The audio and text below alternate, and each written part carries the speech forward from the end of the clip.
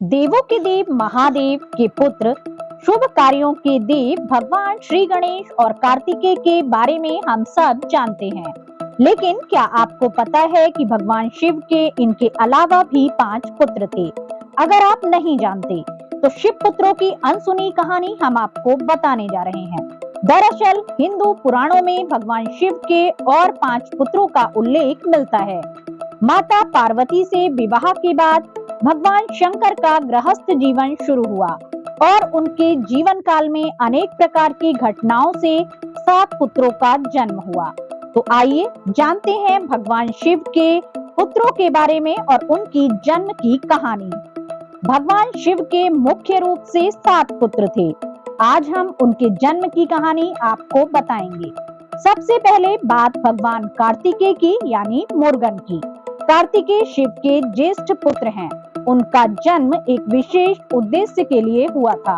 असुर तारकासुर का वध करना। तारकासुर ने ब्रह्मा जी से वरदान प्राप्त किया था कि उसे केवल शिव पुत्र ही मार सकता है। उस समय शिव वैराग्य में थे। देवताओं के अनुरोध पर शिव और शक्ति के तेज से कार्तिकेय का जन्म हुआ। उनका पालन पोषण 6 कृतिकाओं ने किया, इसलिए उन्हें कार्तिकेय कहा जाता है। उनके 6 मुख हैं, जिस कारण उन्हें षडानन भी कहते हैं। उन्होंने देवताओं के सेनापति बनकर तारकासुर का अंत किया। भगवान गणेश। गणेश जी की उत्पत्ति की कथा सबसे लोकप्रिय है, जो माता पार्वती के अटूट प्रेम और शिव के अनुशासन को दर्शाती है।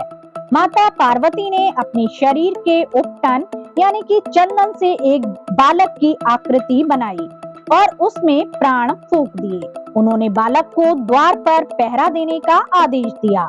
जब शिव आए तो बालक ने उन्हें अंदर जाने से रोक दिया। क्रोध में आकर भगवान शिव ने बालक का सिर काट दिया। पार्वती जी का विलाप देखकर शिव ने एक हाथी के बच्चे का सिर बालक के धड़ पर जोड़ दिया। उन्हें प्रथम पूज्य होने का वरदान मिला और वे गणेश गणों के स्वामी कहलाए। सुकेश। सुकेश एक राक्षस पुत्र था, जिसे उसके माता पिता विदुकेश और सालकंटकटा ने त्याग दिया था। भगवान शिव और माता पार्वती की दृष्टि उस लावारिस बालक पर पड़ी, तो उन्होंने उसे अपना पुत्र मान लिया और उसे सुरक्षा प्रदान की। जालंधर। शिव पुराण के अनुसार एक बार शिव ने अपना तेज समुद्र में फेंक दिया था, जिससे एक बालक का जन्म हुआ। समुद्र से उत्पन्न होने के कारण इसका नाम जालंधर पड़ा। वह बाद में एक शक्तिशाली असुर बना। अयप्पा। जब भगवान विष्णु ने मोहिनी रूप धारण किया था, तब शिव और मोहिनी के मिलन से अयप्पा का जन्म हुआ। उन्हें हरिहर पुत्र भी कहा जाता है और दक्षिण भारत में उनकी बहुत मान्यता है। भूमा। एक समय जब कैलाश पर्वत पर भगवान शिव समाधि में ध्यान लगाए बैठे थे, उस समय उनके ललाट की पसीने की बूंदें पृथ्वी पर गिरी। इन बूंदों से पृथ्वी ने एक सुंदर और प्यारे बालक को जन्म दिया, जिसके 4 भुजाएं थीं और शरीर रक्त वर्ण का था। इस पुत्र को पृथ्वी ने पालन पोषण करना शुरू किया, तभी भूमि पुत्र होने के कारण यह भौम कहलाया।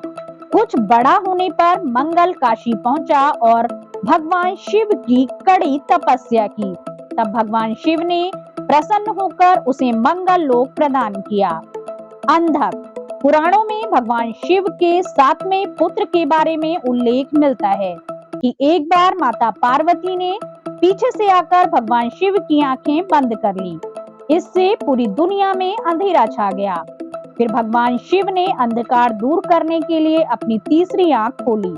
तीसरे नेत्र के प्रकाश से माता पार्वती को पसीना आ गया और उनके पसीने की बूंदों से एक पुत्र का जन्म हुआ। यह पुत्र अंधेरे में पैदा हुआ था, इसलिए इसका नाम अंधक पड़ा। यह बालक जन्म से अंधा था।